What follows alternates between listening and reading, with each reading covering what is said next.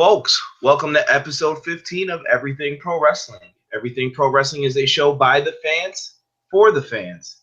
And with me tonight, I have a special guest. That is not the Macho Man, Randy Savage. It is my main man, Casey Briggs. Casey, say what's up. Ooh, yeah. Ooh, boy, the cream always rises to the top, Mean Gene. Oh, God, I can't see out of those, though. No wonder he was crazy all the time. Shane was moving him off the wall. And, folks, before we get started, I got to give a plug to my main man on YouTube, WWE Town Nation. Make sure you check him out. He's got great video game content up. He asked for the plug, so shout out to him. So make sure you check out his channel. Once again, that is WWE Town Nation, all one word. Type that in on YouTube. Good guy. First thing we're going to start off with, Casey did not get a chance to give his WrestleMania 32 thoughts or NXT TakeOver thoughts. And I fear for everyone because we were going back and forth via text message about this. So I'm going to give Casey some time here to rant. We'll talk about it. He can throw it to me. It's going to be his show for this segment, basically. And I will let him go off, praise, whatever he wants. So, Casey, it is yours, my friend. Well, I'm going to start by praising NXT. That NXT was just an awesome show, top to bottom, especially the Shinsuke Nakamura, Sami Zayn match. Stole the show. Absolutely phenomenal. Nothing bad to say about it. I was a little miffed when I saw like my boy Baron Corbin lose to Austin Aries. You and I talked about that last week. We had a difference of opinion on who and why they should win, you know. But okay with it, especially because Baron Corbin came out at Mania and won the Battle Royal. But I mean, really, I will say one little negative thing about the probably just some heat here about the women's match at NXT. Phenomenal match. Don't get me wrong, phenomenal. I'm not such a big fan of like whatever happened to the ref like lifting the arm and checking, you know, boo, boo. Like they're trying to be too much like MMA, and it's just kind of like it was like the finish to it, the submission victory, kind of like to me took a little too long to get there. Like they were like it was this awesome, fun, greatly paced match, and then all of a sudden it's like it just came to a screeching halt as they're just laying there, and Bayley goes lifeless it took a couple minutes for the ref finally to call it. And I mean I get it, like they're trying to be more like realistic in MMA and stuff, but to me it doesn't have the same effect, and it just kind of like, to me those kind of finishes are kind of dud finishes. So other than that, though, phenomenal match. Asuka and Bayley, you know, held it down. They're awesome. For the record, I just wanted to say that I took it as they tried to stone cold Bayley, basically, WrestleMania 13. Like, oh, she was so tough, she never tapped out. Checking the hand still means like, oh, you gave up. You knew someone was grabbing your arm. And, you know, I think that's why they did it. I took it as kind of a ripoff of the UFC, because we just saw that a few weeks ago in the Holly Holm Misha Tate title fight over in UFC, where that's how Holly Holm went out. She didn't tap out or give up or anything. She just went to sleep. So to me it kind of reeked of like, oh, they're ripping off UFC here a little bit with their big huge women's match. But oh well, I mean, I'm not really gonna hold that against them as a negative. It was a great match. There's plenty of other stuff to be negative about. Yeah, is coming. So that's that for me for NXT. I loved the show. Let's get into Mania here. WrestleMania. Oh, like I'm not even gonna dignify the train wreck that was the pre-show. I mean, other than to mention that Usos going over the Dudley Boys was hot garbage, and the way they did it, like I don't know. It was bullcrap to me, and the fans let them know. The Usos were getting booed hardcore what happened there. But getting on to the main show. All right. Luckily there, we started with some good stuff here. The ladder match. As far as ladder matches go, with that are filled with people that are just thrown in there, this was very entertaining. A lot of cool spots. Zayn diving through the ladder to the outside. Sin Cara doing the flip off the top of the ladder, like crashing through Stardust. Awesome match. Great surprise. Zack Ryder won. What? Like, I like him. He deserves it. I'm not saying what is like a negative. He totally, absolutely crushed it. Deserved it. It just came out of nowhere. Like, who'd have thought that was gonna happen? I know, it feels like someone maybe did a pre-show giving predictions, and we all laughed at that. What jerks! Yeah. And then the second match, Jericho defeating AJ Styles. Absolutely loved it. I told you last week that they were gonna raise the bar from their previous encounters. They knew what stage they were on, and they certainly showed that. They crushed it. Totally okay with Jericho going over. AJ Styles has a bright future, especially as we saw on Raw the next night. So we'll get into that a little later. Here we go. We're starting to go off the rails here. League of Nations, a New Day. Whew. I hate you, League of Nations. Like, why not make this? First of all, the decision to make it a non-title match was idiotic and stupid. I don't know what WWE was thinking. You literally, like the night before, had New Day induct the Fabulous Freebirds into the Hall of Fame. Because they're a group that uses the Freebird rule. So why not have a 4-on-3 handicap Freebird rule tag title match? That would have made it a lot cooler. But instead, they just have this, like, it's the biggest show of the year, and one of your titles isn't being defended. How does that make sense? Honestly, it's mind-boggling to me. Stupid decision. So screw you, Michael PSAs, for championing creative during your Hall of Fame speech. Creative sucks sometimes, okay, brother? Like, honestly, stop defending them. They suck. All right. Yeah, Legion H just hot garbage. Screw them. The Brock Lesnar, Dean Ambrose, barely hardcore PG era bullcrap boring match. I wasn't happy with it. I'm happy that Brock won. Outcome was fine. I'm just not happy with the actual match itself. In the build up to it, with Mick Foley giving him the bat, wrapped in barbed wire, Chainsaw Charlie giving him a chainsaw, like with this, just the build up to it, like I expected this to be a brutal affair, especially given Dean's history before coming to WWE. I figured he'd be totally game for letting Brock Lesnar absolutely destroy him and ending the match in a bloody, brutal mess. If I could interrupt real quick, I did read an article that Dean Ambrose did lobby for more brutal things to happen throughout the match. He even lobbied for some things for himself and to happen to Lesnar. He was like, and I'm cool with Brock messing me up too. And I guess they were shot down by somebody, whoever was involved in the process for that match, or maybe one of those creative guys that Michael PSAs loves. I don't know if it was Vince or creative, but Dean was trying real hard to get some more brutal stuff in there, I guess, and they said no. Well, I'm not going to fault Dean Ambrose for it, but I'm saying he used his sources, and they said he basically went to people who had power, and he was like, "I need to have this happen." No, I know.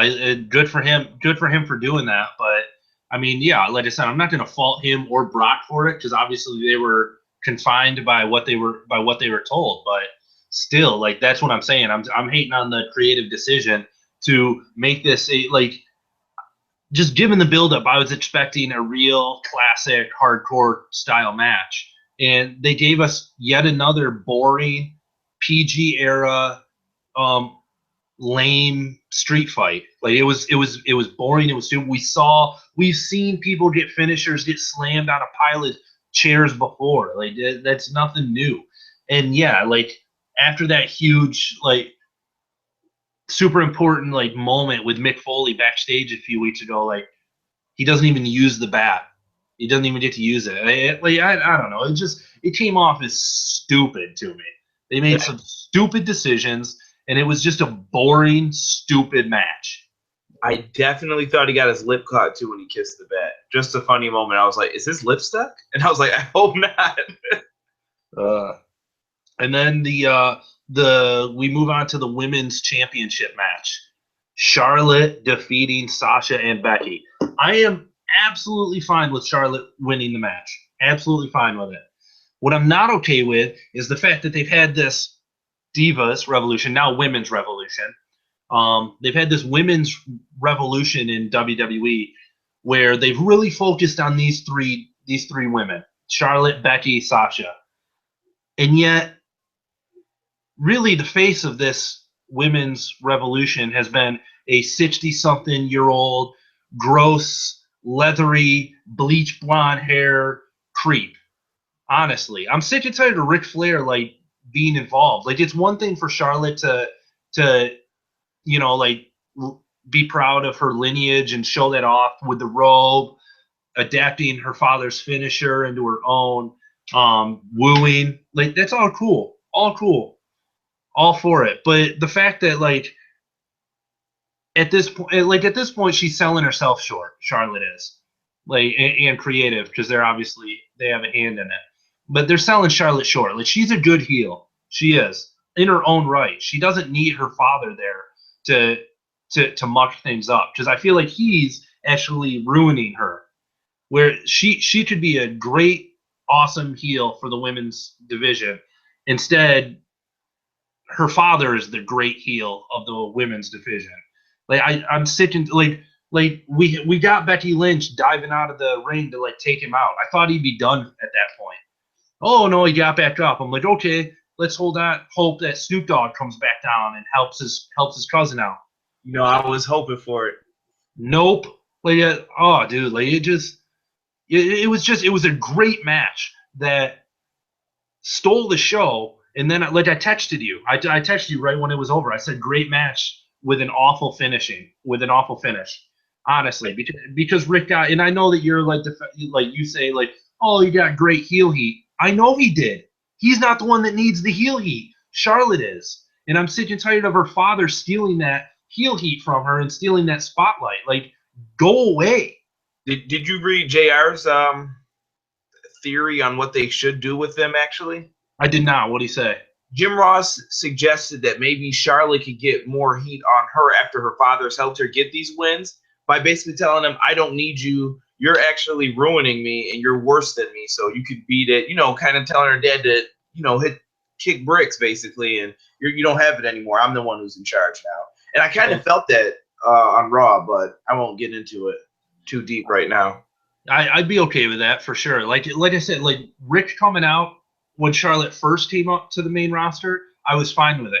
But I thought it was because I thought it was a short-term thing. But it's every week I'm like, all right, Rick's still here. Oh, okay. When's he going away? Oh, Rick's still here. It annoys me. Go away. Pretty soon he's going to be a 3-time Hall of Famer when he gets inducted. When Charlotte's trying to get inducted and he just comes out and steals her speech.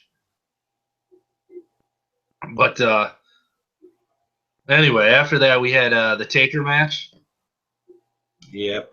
Shout out to my boy, great filmmaker, Max Landis. Honestly, if you don't know him, look him up. He's the one that made that awesome little short film almost about Triple H. Wrestling isn't wrestling. Wrestling isn't wrestling. It focuses on Triple H's career and stuff. He's a genius, and he was right there, front row, right behind the announce table and stuff. So there's this great shot after the match, when the match ends, where I think it's focused on. I want to say it's focused on Shane, laying there, and you can see in the background, you can see Max Landis he's looking at his friend it doesn't make sense. This whole thing doesn't make sense. We'll get into it even more when we talk about Raw. But for right now, I'm just focusing on the WrestleMania aspect of it. It didn't make sense. Let's bring Shane in for a month and he'll be the face of hope and change and everything. We're gonna make Undertaker my bitch, and he's gonna fight for me, and like it just didn't make sense. What was the point of even putting Shane in this spot if he wasn't gonna win? What was the point of it? It made zero sense storyline wise to put Shane in that spot if you weren't gonna have him win. You could have brought someone else in. Could have brought someone else in and let Taker beat him if you just wanted to give Taker one more win at WrestleMania. Honestly. But no, you bring Shane in specifically representing what he represented in the storyline. And it just to be like, nope. Like it made zero sense storyline wise, creatively. Like it pissed me off beyond belief. Like it's so hard to explain it. It's what I said before, basically. You tease that you know your fans are unhappy, and knowing that they're unhappy, you basically teased us. And I said there's no way Shane can win this match, as I said. And by the way, shout outs to James Farley. Just so you know, we all tied on WrestleMania. I think we all got 3 correct each. So we all had our sleeper one, and then the same ones that we all picked that happened. Nice. But like they wrote themselves. You and I talk about this frequently. They wrote themselves into a no-win situation with this match. And but Shane losing like was the worst outcome. Because there are other ways. If you want Taker to come back and wrestle at next year's WrestleMania, there were numerous ways to make that happen storyline wise. Like Shane overturning the ban, like Taker winning the Royal Rumble next year. There were numerous ways that you could have gone about it, but no, they just Taker wins. Screw you, screw your hope. It was stupid, absolutely absurd and dumb and idiotic. And I'll tell that to Vince McMahon's stupid, gross face if I ever see him. Good old Vinny Mac. What? I said, good old Vinny Mac. Yeah. And then after that, we had the Andre the Giant Battle Royal. Awesome. It was cool seeing, a couple of legends that were in there. Tatanka, DDP. Shaq came out for a cool moment. But, I kind of, like you and I mentioned Mark Henry. It would have been cool. It would have been a cool, farewell. Like I said, because to me, they haven't proven that this means anything, that winning this means anything. So to me, I just thought it would have been a cool little, one more thing to put on Mark Henry's resume before he rides off into the sunset. But I'm not pissed about this for what it was. It was all right. If it couldn't be Mark, I'd rather have it be a young guy like a Breeze or a Corbin. I was pretty excited that Corbin actually won. The one thing I wanted though was a little more like one-on-one, face-to-face between he and Kane before he dumped Kane over. I just thought it would have been a cool moment, with them as the last two to be face-to-face. And it kind of would have made Baron Corbin come off as more badass, if he just beat down Kane and dumped him over the top rope, as opposed to kind of the Edge-esque way he eliminated Kane, which is opportunistic, running up behind him and dumping him over. I would have preferred if he got to just beat Kane down before he dumped him. Yeah, Baron's in a good spot. I don't know what they expect from him. I thought they would make him look a little bit stronger, but I can't complain. At least he got the win, and they weren't afraid to go with that. Yeah. And then I put that down. I got to put my drink down. Whew. We had the segment with The Rock. I am a diehard Rock fan. Somewhere buried in my closet is an old TV guide with Rock with his championship belt, one of his old flamboyant shirts, his crazy sideburns, and I got it autographed by The Rock. It's a prized possession of mine. I love The Rock. He was my favorite wrestler in the Attitude Era. He pissed me the hell off Sunday night. I was arguing with some people online about it. They were defending him, saying, well, he doesn't make the decisions. Back the hell up. The Rock is one of the most successful wrestlers in the history of WWE, who is now a global Hollywood icon megastar. Icon. He definitely has some input on what he does when he comes back for a segment. You're not going to tell me, you're not going to sit there and convince me that Rock just comes back like, yes, Mr. McMahon, whatever you want. Like, no. The Rock has some input on what he does. And he could have, like, he doesn't need to look badass anymore. We know The Rock's badass. We know The Rock can talk on the mic. We know he can deliver a rock bottom and a people's elbow and whoop someone's candy ass. We know that. Him taking the hit here would not have ruined his legacy. It would have helped launch someone else's legacy.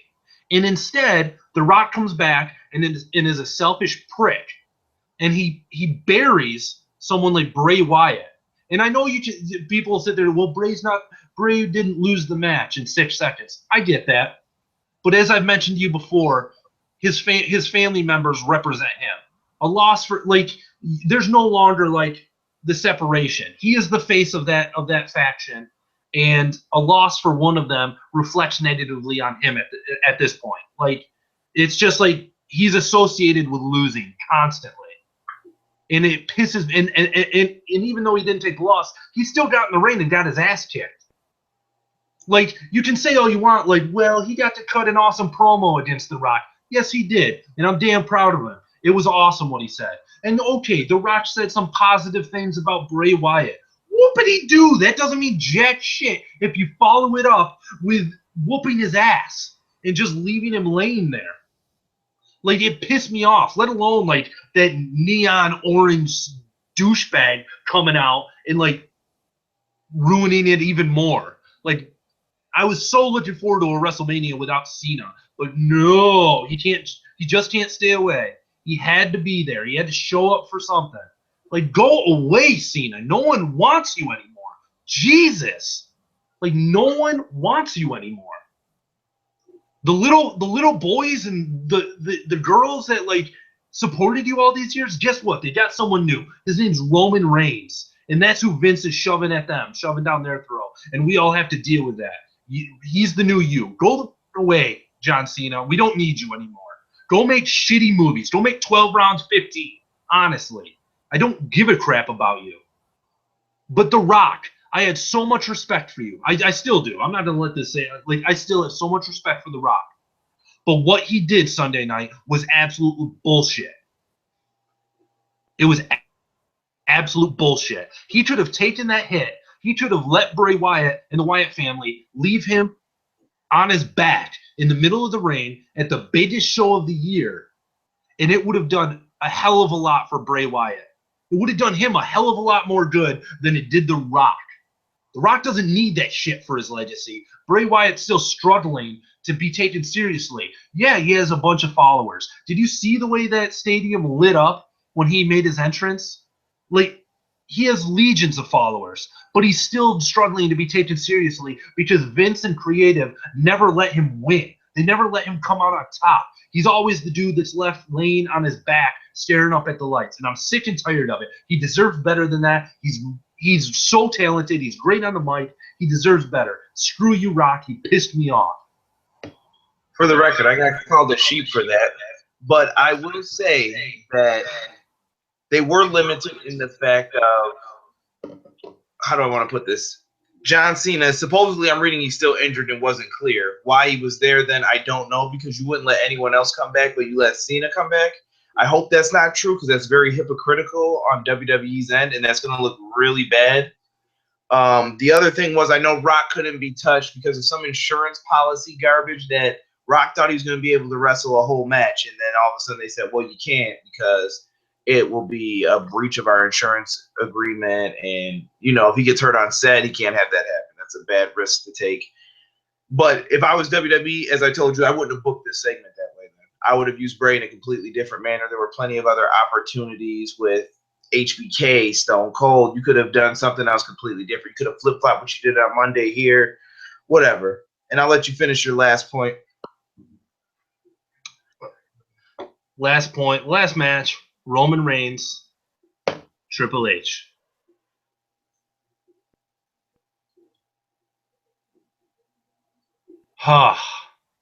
As I mentioned in my last rant there, we have to deal with this now.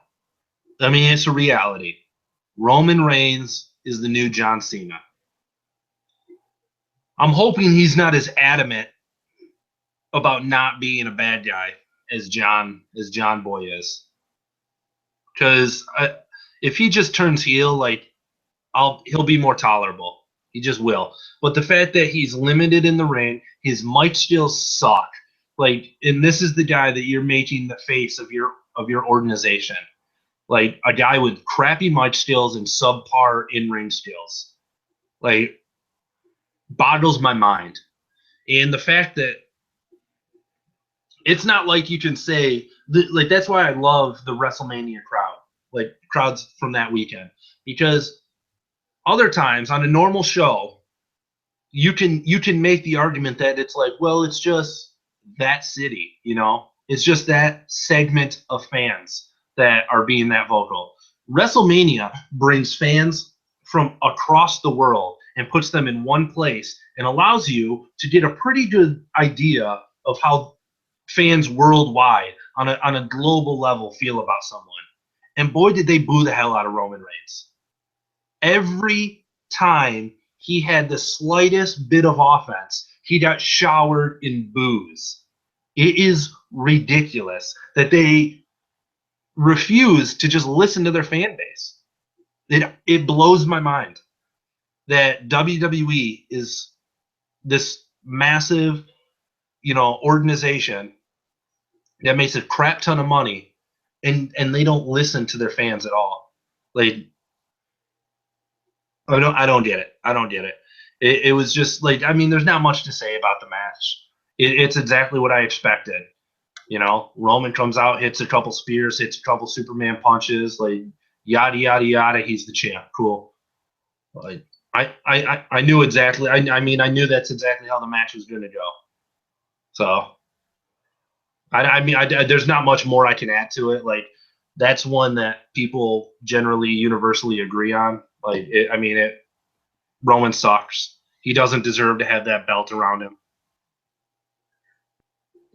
Folks, we here at Everything Pro Wrestling do not endorse the last 28 minutes of comments from Casey. That was all his own opinion.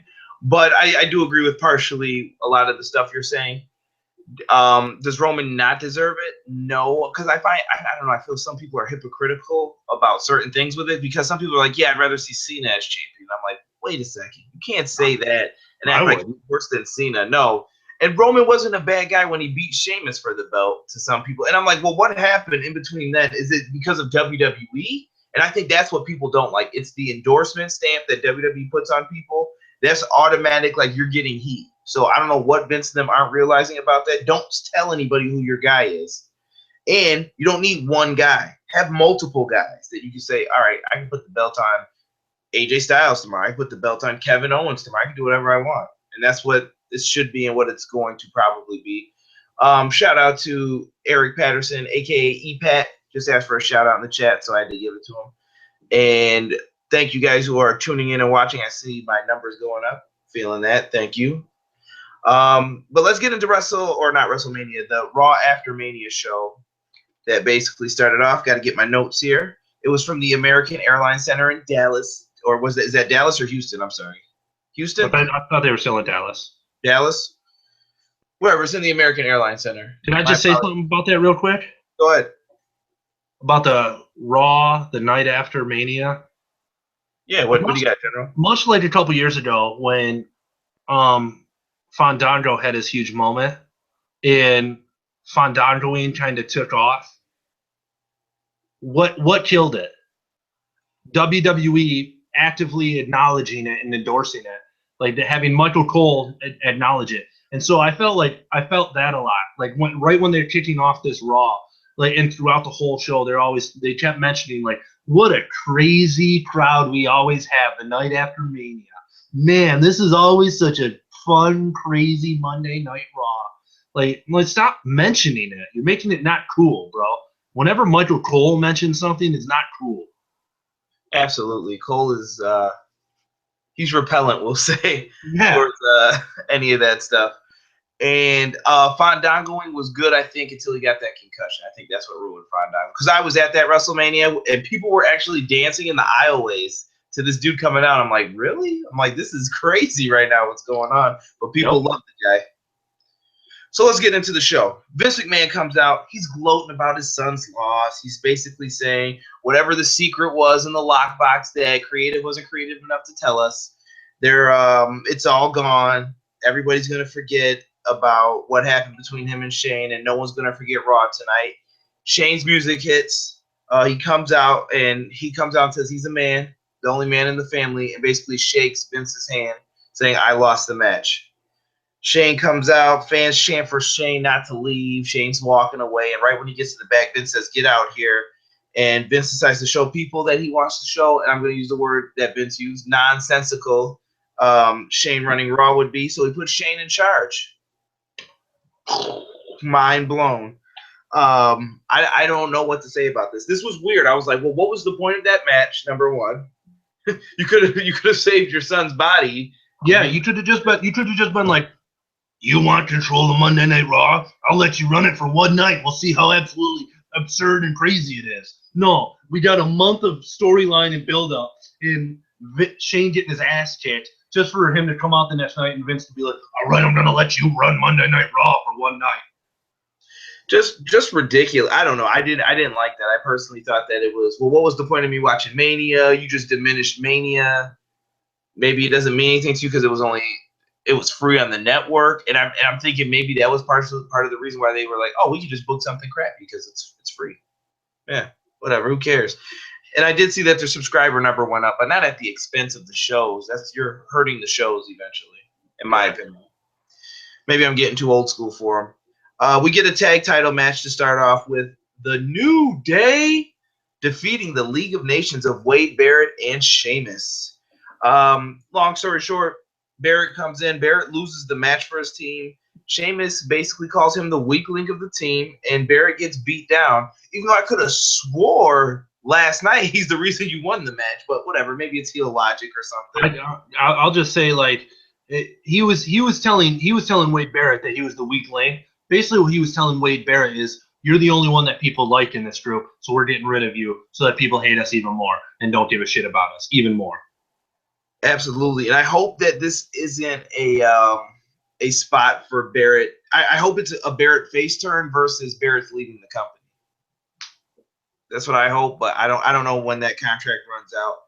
Long story short, once again, Wyatt family, you get their, I don't know what to call it, if it's a theme or whatever, it comes up, and they're in the ring, and they just start whooping the last three members of League of Nations. There's actually a funny picture of Wade Barrett, like, I don't know what to call it, like your auntie laying on the bed, basically, like one of these sitting there. Yep, shouldn't have kicked me out the group. And you can just see him on the side barricade where no one can see him. Hilarious. But Bray Wyatt, now this is how Bray Wyatt needs to look. Strong. Even Eric Rowan came out. I was like, oh, this dude's a beast. Look at Braun Strowman. They're tossing these guys around. I'm like, if you're going to beat three guys I don't care about, that's perfectly fine. Make the Wyatt family look strong. And why couldn't this have been done the night before? I got nothing for it. I mean, what do you think? You think this is a face turn for the Wyatt family? Is it just the Wyatts being the Wyatts, kind of like your theory? Well, I think it's to be determined if it's a true face turn, because I don't think that the League of Nations is a good enough litmus test of, like, because no one cares about them, honestly. So it's like, to me, the beating up the League of Nations doesn't necessarily make you face. But so we'll see where it goes in the next few weeks. I enjoyed it. I enjoyed seeing the Wyatt family be dominant. Like you said, this is what they need to be doing, not getting their ass handed to them by some dude who doesn't wrestle anymore and a dude who's injured. So yeah, I mean, I honestly like this is what they need to be doing. I hope they keep doing this in the weeks to come. Just come out and destroy people. So I loved it. Yeah. So we get into Sasha Banks defeating Summer Rae. Shout out to my guest on the last show, Brandon Anderson. I know he's a big Sasha Banks fan.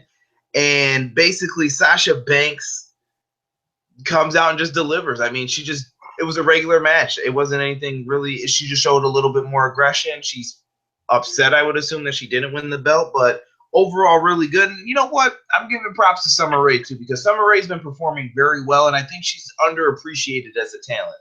I'm not saying she's the greatest thing in the world, but maybe she's someone that you could give a women's championship shot to in the future. I think Summer Rae's decent in the ring. I think it's her personality that's kind of like, which is why a lot of people don't care. Because when she was cutting that promo before the match, I was like, I don't care. I don't want to hear you talk. Like, you're not someone that engages me with your personality. So if they want me to care about her, they need to do something with her. Like, I don't know. Maurice came back last night. Maybe if she wants to step in the ring, maybe those two can be like a tag team in the women's division. So or form a group to help each other get victories. Yeah, like basically like a female version of the Hollywood Blondes. Because I definitely will not believe that that Maurice is getting victories, because she was pretty awful, I felt before. No offense, her wrestling ability. Oh, absolutely. Maybe she's gorgeous though. Maybe she can have Miz help be her Ric Flair. He did teach Miz the figure four. All right, so we get into the next match. There was a little vignette before that aired. I'm shocked, surprised I ever have next to this. Apollo Crews shows up. What? So Apollo Crews defeats Tyler Breeze. I'm not even going to get into the Tyler Breeze stuff. If you watch the show every week, you know exactly why I get upset about Tyler Breeze not getting pushed. But Apollo Crews comes out in his new attire, and he impressed me. If you watched NXT, you've seen this match before on Breeze's exiting time, so I've seen it. But Casey, what do you make of Apollo Crews getting the call up?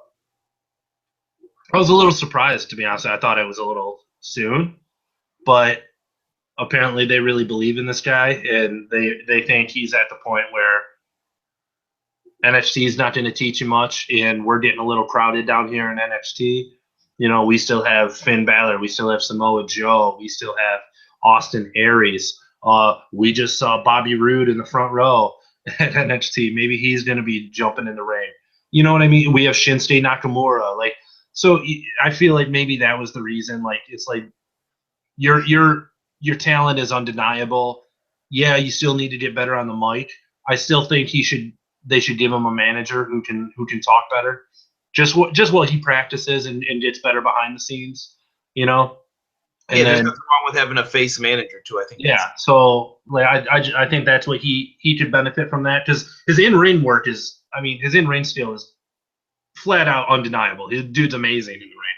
It was fun and even though I've seen that match before, I couldn't look away. I'm usually messing around on my computer and stuff while I'm watching Raw.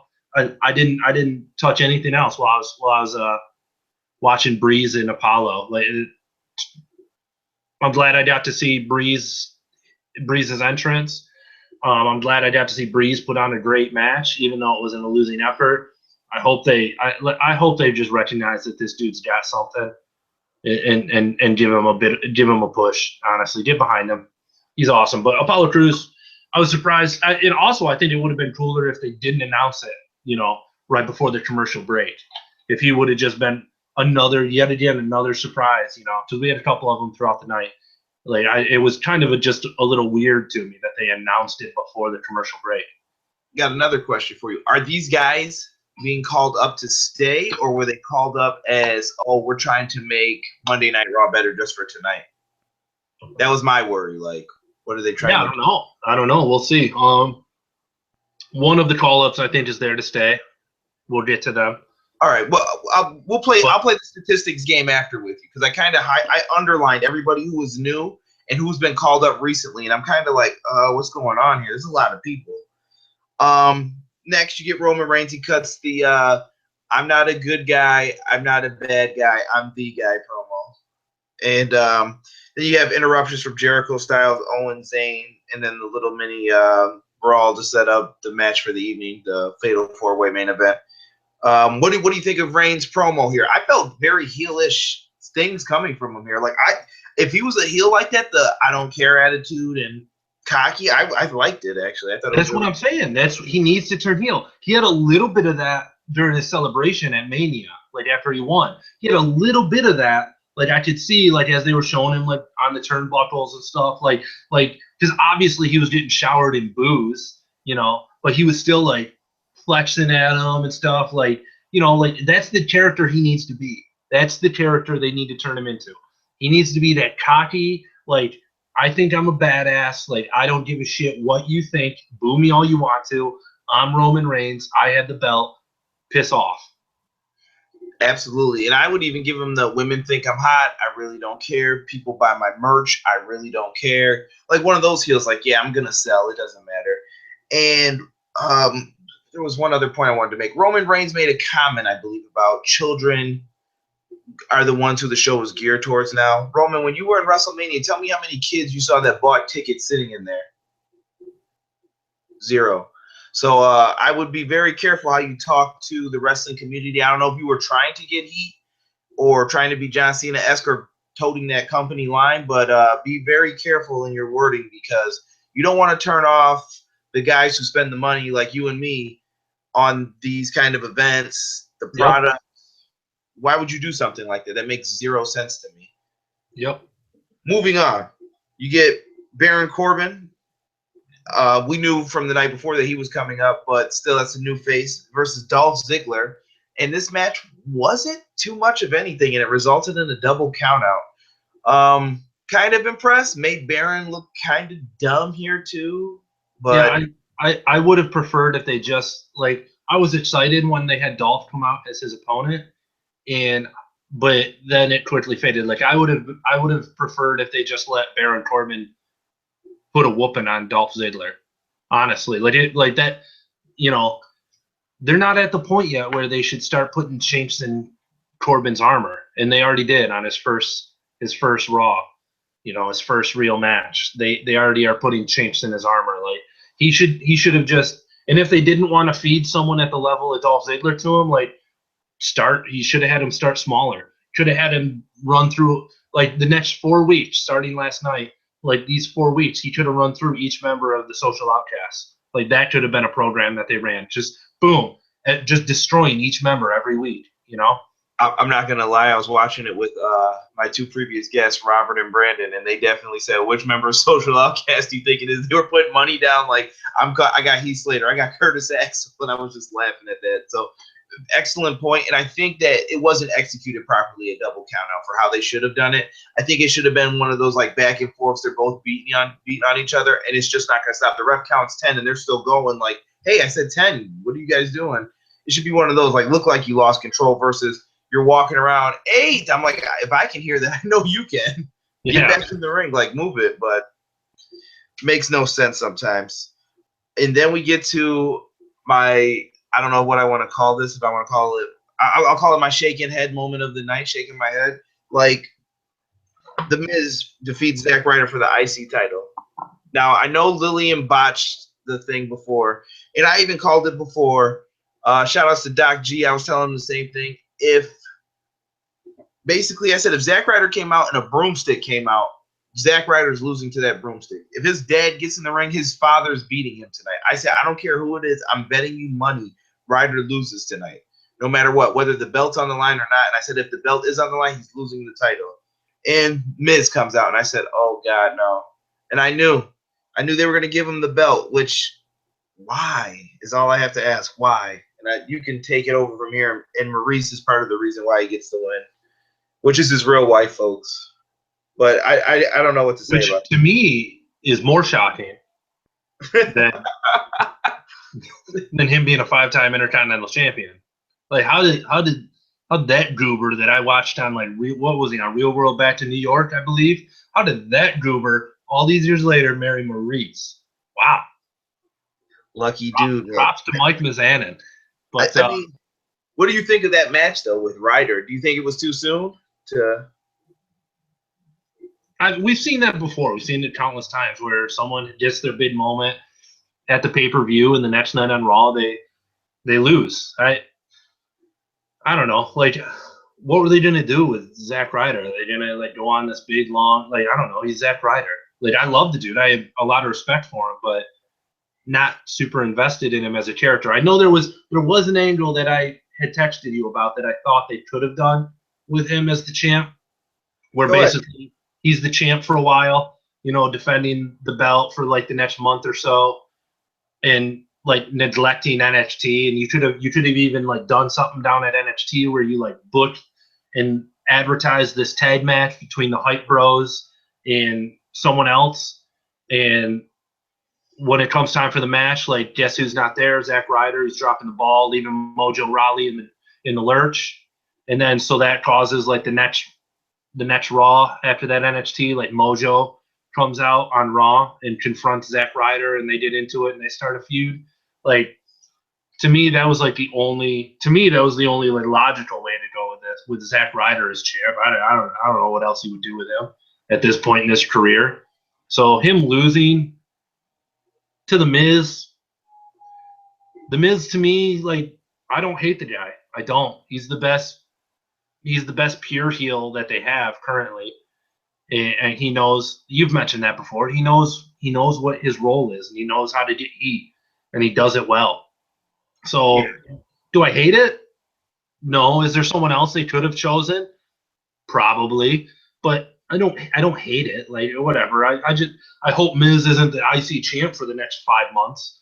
But I'm not like, the match didn't leave me like pissed off. Like, oh god, like, I don't know. I just ask, please, no more WrestleMania 27s. Don't let this guy main event anything ever again. Like, leave him in the mid card.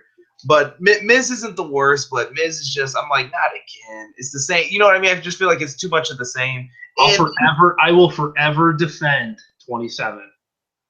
Because I got to see Cena lose in the main event to Miz. Oh, yeah, but Miz was the afterthought is the problem. It was all about Rock, Cena. Oh, absolutely, but still, that was, unlike this past weekend, that was a great Rock moment. Thank you, Rock, for showing up that time. No comment, folks. Owens cuts a promo about Zayn. They're going back and forth. Basically, the 4 competitors, Renee Young sees them. She's talking with him. Not too much really there. He just basically says he wants to win the match.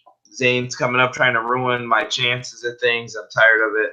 And then we go to Lita presenting Charlotte Flair, which they did yesterday, so I don't know why they needed this. Maybe they needed filler time. So they had this segment where all the women come out, and they're out there to present Natalya with the world title, or the women's championship now. And I don't know, it was okay segment. It looked like Charlotte had a hard time controlling the crowd because they're not used to that in NXT where the crowd gets too rabid like that. They're not going to let you speak. But she tried her best, and Natalya basically, they all walk out. Natalya gets on the mic and basically says, I can, we've had great matches before. Natalya basically wants a shot at the title, locks her in the sharpshooter. There were some good things in here. Even the Ric Flair facials, I don't know if it was on purpose or if he had ate something bad that day, but it looked like he was getting upset at Charlotte for not being able to control the crowd, and he wanted to say something. He's like, oh, the camera's right on me. And Charlotte's bragging, and I thought she was going to say she didn't need her father or something. Not too bad of a segment. What do you think of the new belt design and basically this revamping of the women's championship? Absolutely love it. Long time coming. I'm glad they finally did it. Although please tell me I wasn't the only one that, like, when Lita unveiled it at WrestleMania, she said the winner of tonight's triple threat is going to be the first ever women, WWE women's champion. She said that, and I was like, I could have sworn it was the women's championship before they turned it into this Divas thing, before they ditched that and brought out the butterfly belt. I'm sure there's an 80s fan who said the same thing when they gave Jacqueline the belt the first time, when she won the tournament for it, and yeah, Sherry Martel's probably like rolling right now, like, what? That's BS. I had that belt before. I'm just saying, like, I feel like she slipped up Sunday night, and I could tell that someone had said something to her, or she had realized it herself, because during that segment on Raw, she made sure she kept saying the new women's champion. The new women's champion, not the first women's champion anymore. I hope that was just an accidental flub. I know WWE likes to ignore things. But it just, I was like, Lita, you were the women's champion Like, how are you forgetting that? How are you forgetting that? I mean, it was a cool segment. I'll be honest with you. I love Natalya. Longtime fan. She's amazing in the ring. Not the best on the mic. She never has been. I don't know what it is about her, but there's just something about her when she's on the mic that I'm like, just get to whooping her butt, please, Natalya. Like, stop talking, just whoop her butt. Like, I think it's her speech. I'm not trying to be super nitpicky. It's something with her speech that makes you not take her as serious. You're like, all right, get to it, whatever you're gonna do. She's a phenomenal wrestler, though. She's probably one of the most underappreciated female talents. Oh, absolutely. Like I've said this before. She was in the wrong generation.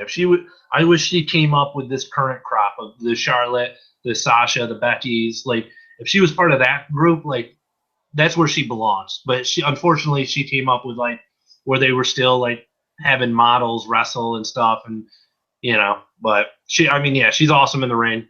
Mad respect to Natalya.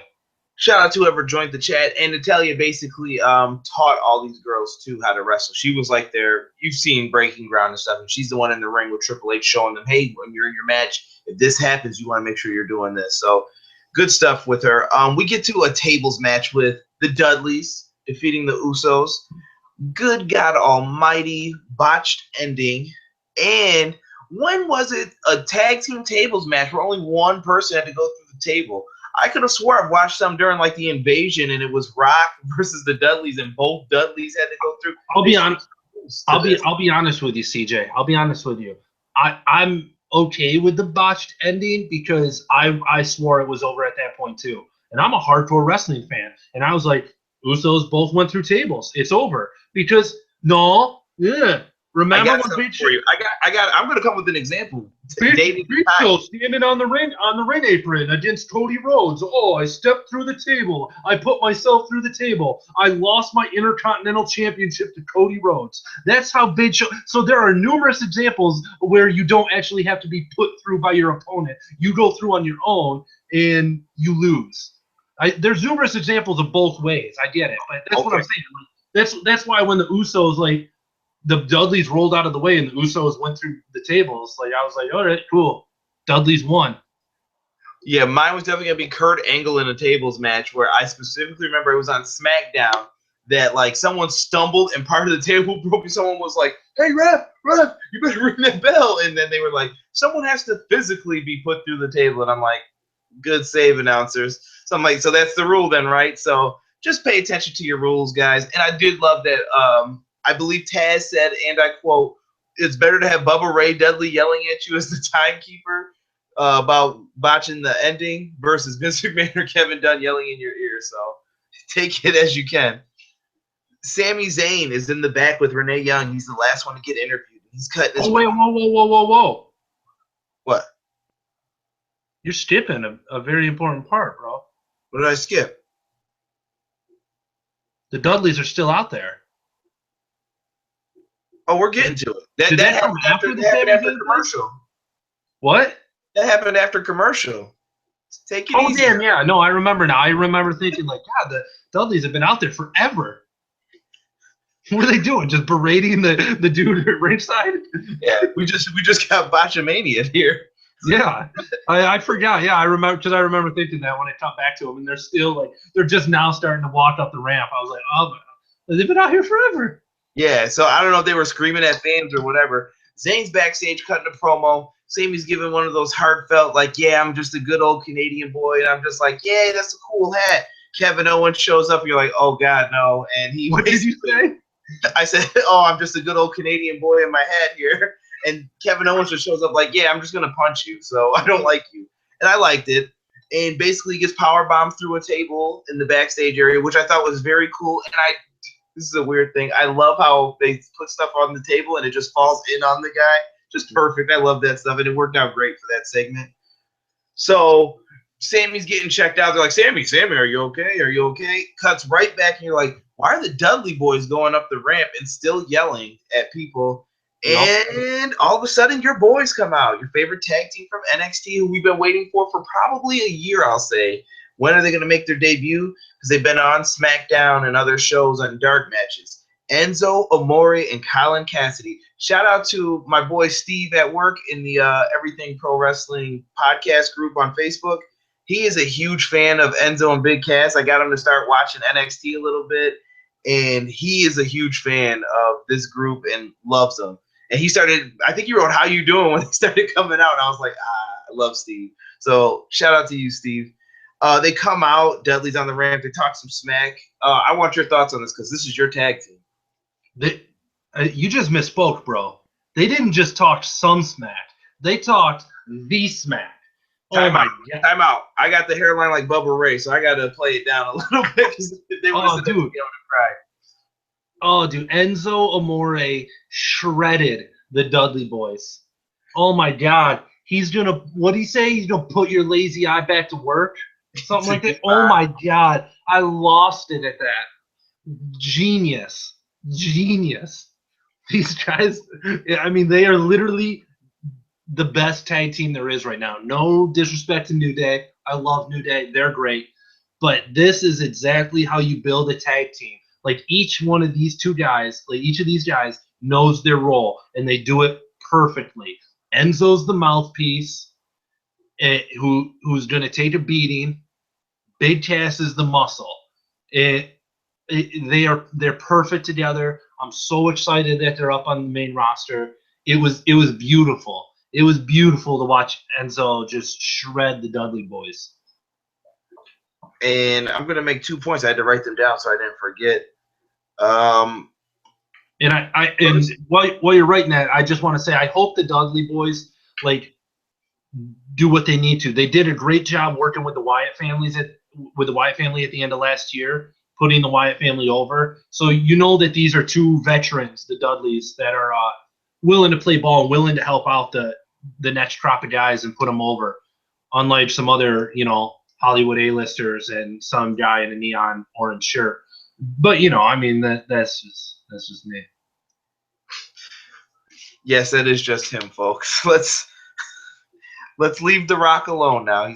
He's had his moment. Now, Cena, you could fully blame him because he didn't care about anything. He thought he was getting a better reaction and a bigger paycheck. It looked like oh, that's it.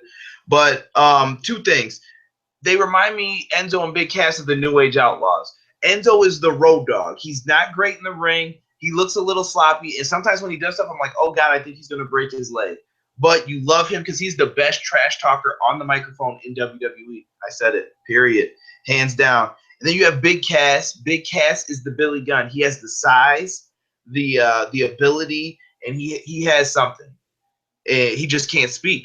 He's not. He has one line. He has his one line. He does it well. He's Billy Gunn. I got 2 words for you, and he tosses it up just like he has the soft line. I love it though. It works every time. It's good stuff. And number 2, with all these tag teams coming up, WWE, please, my hands are together. Please make sure at Survivor Series you put teams together and do this right for once. You have tag teams, you have singles guys. Please make sure there's a full Survivor Series card. That just popped into my head. I had to write that down while you were talking before. Absolutely. And that brings me to real quick. Can I say something about when they cut to the announce table after the Enzo Big Cass Dudley segment, and Byron was doing the SAWFT, JBL looked like a dog whose own fart just woke him up. JBL looks like the most confused dude in the world. Oh, dude, it was going on all show. I was busting up. I was like, oh my God, that's the look a dog makes when he wakes himself up with his own fart. JBL, go away. They cut to, actually, that does lead into it. The announce team cuts to a SmackDown promo, which probably will change while we're recording this as we speak, whoever's watching SmackDown. You get the Miz versus Zack Ryder IC title rematch will occur on SmackDown on Thursday. Check it out on the USA Network. WWE should be paying me for all this stuff. Then you also get the Vaught Villains will debut. And I don't know where this occurred and when it was said, but the Vaught Villains are on SmackDown. And I'm like, holy smokes, how many people are you bringing up? And if you are on Superstars or you haven't been used lately, you better be trembling in your boots, brother, because something bad is about to happen, because there are way too many guys on the roster, I feel, right now. And some people are going to have to start getting cut. And there was even a I didn't write it down, but there was a Epico and Primo. I don't know what their names are now. They didn't mention it. They cut a promo for them in Puerto Rico, being heels, and they said it smells better than your city, which they're probably right in Puerto Rico. But there's a lot of tag teams, and I'm like, what's going on? And then I tweeted this too. They cut who's on Raw next week, Dr. Phil. Dr. Phil. I'm like, is this what Shane McMahon meant when he said he's going to make change happen? And hopefully, I wish he would tweet back and be like, this was not my doing. This was already booked. Dr. Phil, why? Whatever. Maybe he'll be used correctly. Maybe they'll have a segment with him, Vince, and Shane. Like, why don't you tell your father how that makes you feel? I'm not a real doctor. I'm a doctor because Oprah said I was. Yeah, until Linda shows up, slaps Stephanie. Oh, this family's got lots of problems. Until next week. Tune in next week when Jerry Springer's the guest. Horrible. So we get to the Fatal 4-Way. They are alluding to Sami Zayn is hurt or he's not going to be able to compete. He's not cleared. I now started praying, like, please don't let John Cena show up because I will be mad. Please don't let him show up. And then you start speculating, well, who else could? And you get Cesaro comes out in his I know who you're thinking of. Tell me who you thought of when he came out in the suit. I'll let you say it first. What are you talking about? Is there someone famous that you thought of when you saw Cesaro come out in his suit with the sunglasses and he's doing the whole arms thing? Who did I think of? Who did you think of? Jason Statham? No. I thought you would have definitely been like, yeah, that's instantly what I thought of. And I was like, that's so cool that he came out in the suit. And I'm like, please, WWE, run with this. I think the guy, because I think when he's a well-dressed guy, he speaks very well, speaks different languages. I like the 007 kind of gimmick that he had when he came out. And I was like, thumbs up, really cool. And I thought he really could win, too. I was like, oh, this will be different. I'm feeling this. And I thought Jericho was the shoe-in to win after speaking with Reigns and all that stuff from earlier. But AJ Styles ends up defeating Kevin Owens, Jericho, and Cesaro in an awesome Fatal 4-Way match. Styles clash on Jericho, and that's it. And it was an awesome match. Lots of good stuff in it. What did you think of the main event segment? I guess I didn't think of Jason Statham because I like Cesaro more than I do Jason Statham. So. Ooh, harsh critic here. Jason Statham's like a good actor if he just stopped doing like mindless, stupid action flips. You know, he's actually good when he tries to act like in Lock, Stock, and Two Smoking Barrels and Snatch. But I just thought that was the look they were trying to go for. Yeah, no, I can see it now. But yeah, I mean, I do like the look of like I'm someone important and stuff. So it was cool, and I was so ecstatic when he came out. Like I thought it was awesome. Amazing match. Surprisingly went with AJ, but happy. Like he deserves it for sure. I knew Kevin Owens wasn't going to win because they're definitely like with the backstage segment, they're setting up for the Sami Zayn feud. I was wondering, like, I thought maybe Cesaro, like I thought either Cesaro or Jericho was going to win. Which was, yeah, like you said, Jericho he's the one that really interacted with Reigns earlier. And then Cesaro, I just thought like, all right, cool, he's back. Like, he's obviously going to be getting cheered. To me, it's a natural way to, like, turn Roman heel. But then again, so is AJ Styles. He's getting cheered a lot. So AJ Styles is going to be able to, like, cover up the fact that Roman's a average wrestler in the ring. So I'm excited. I'm excited to see AJ Styles wrestle for the title. It was an awesome – I mean, when you got that international – crowd the night after WrestleMania chanting "This is awesome," you know you did something right. You know that was a good match. So yeah, they were. And why were they shouting "We are idiots"? Don't do stuff like that, guys.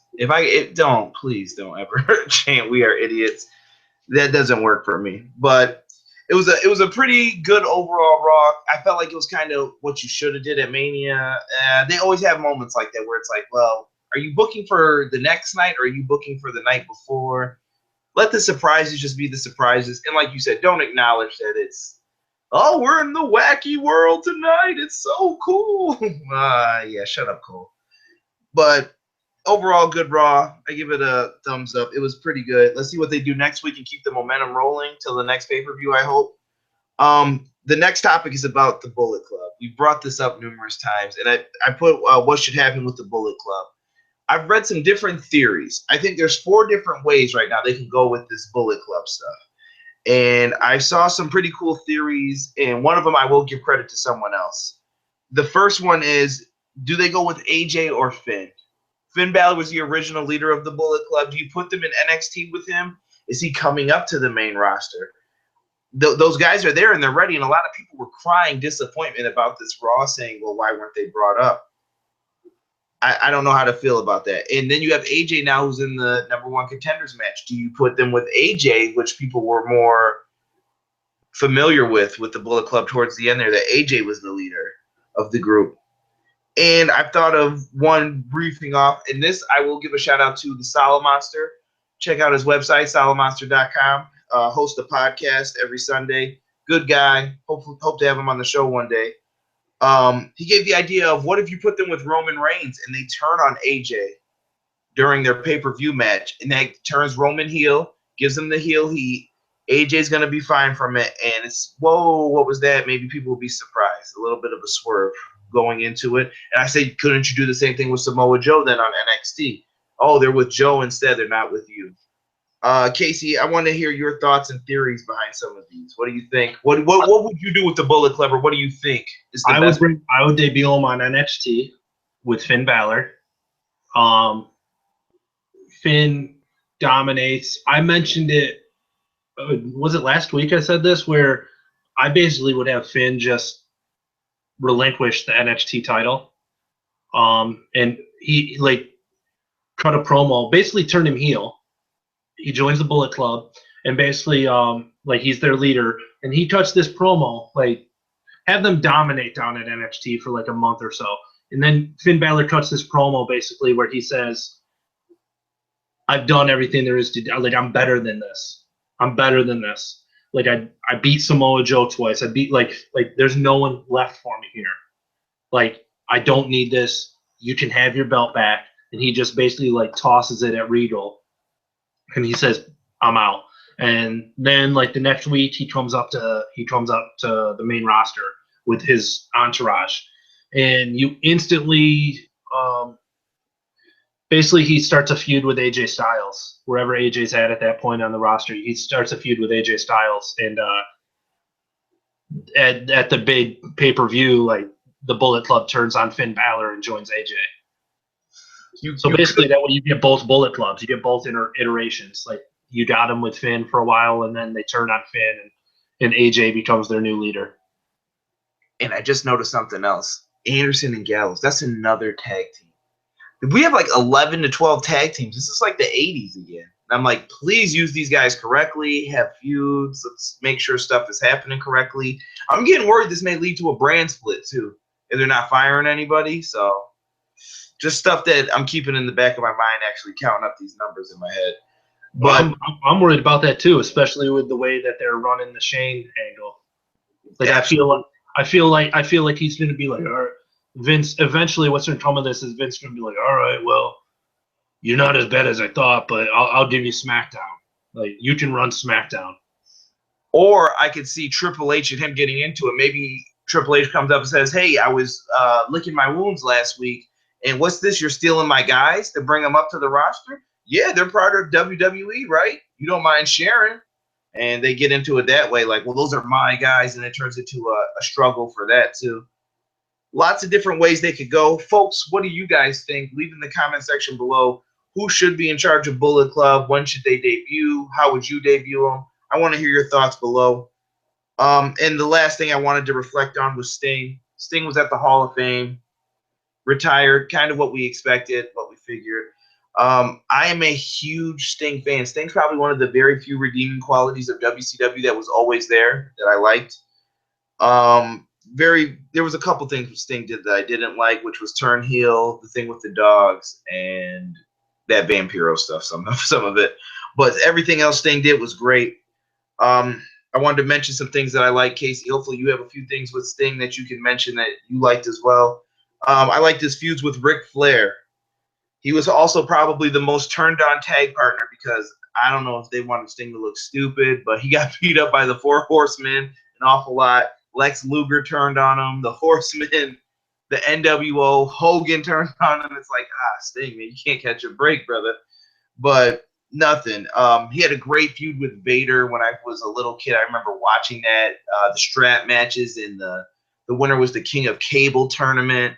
Sting was just an awesome wrestler, and my favorite stuff was the stuff with the NWO, as cliche as it sounds. I love Sting coming down from the roof, not speaking, and you're like, well, is he on the NWO side? Is he not? They did a good job that they don't mention in the DVD or the DVDs and on the network of Sting never really said which side he was on, and he was beating up people on both sides. So you never knew what he was doing. What do you got, Casey? You got any favorite Sting memories or moments? I will forever be a flat top, bleach blonde hair Sting guy. That's my Sting. I never like they did cool stuff storyline wise, with the NWO and stuff, but like I was never a Crow Sting guy. I just like because that's what I all I can think of is the Crow when I look at it, and I'm like, yeah, like bleach blonde hair, bright face paint, like that's my Sting, and I loved his feuds with Flair and Vader. Oh man, what was that vignette where he went to the mountain with Vader? I think that was for that strap match. Yeah, what oh man, what did they call that, like retreat the mountain? There was something I can't remember, but I loved that vignette as a kid. Like it was awesome. Just good stuff, man. I really hope to see Sting come back to WWE in a different role.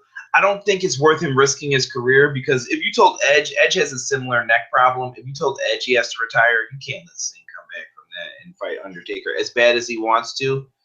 And there's even rumors of Undertaker saying he's done now too. Like he's like, yeah, I'm done with this. I can't do this anymore. And I don't know if that's true. If you even believe that. Everyone wanted that Sting and Taker match, but it doesn't look like we're going to get it. Yeah, it sucks, but I'm just gonna say, like the way Sting ended his speech, "This isn't goodbye. See you later." He looked pretty damn good in a suit and tie with his hair slicked back. And I'm just saying, he could be running Monday Night Raw or SmackDown on Shane's behalf. That's what I was thinking. Shane doesn't need to be there every week. I like when general managers aren't there every week. My favorite is Jack Tunney because you know what? When Jack Tunney showed up, it meant something important was going to happen. Regal's probably my number 2 favorite because when Regal comes out, something important's about to happen. Some of these other guys, it's like, oh, if you don't go away, no offense, or Teddy Long making pointless tag matches and stuff. Just hopefully they do it right. I think Sting could be a good GM if they want to put him in that role, or commissioner, whatever they want to call it. They'll come up with some new fancy term for it. But I definitely think he's the guy. Yeah, I would love it. I would love seeing him on a weekly basis, and keep him involved and stuff. So I would love it. Casey, do you want to give any shout outs before we end this show? Just my usual, check me out on Twitter at BabyBriggs21 and check out This Is Casey on Facebook. Absolutely, folks. Make sure you check them out. If you want, feel free to post them in the Facebook group chat. Guys, that's also the link for the Facebook group chat is in the description of the video. Click on that, join the Facebook group, contribute to the group.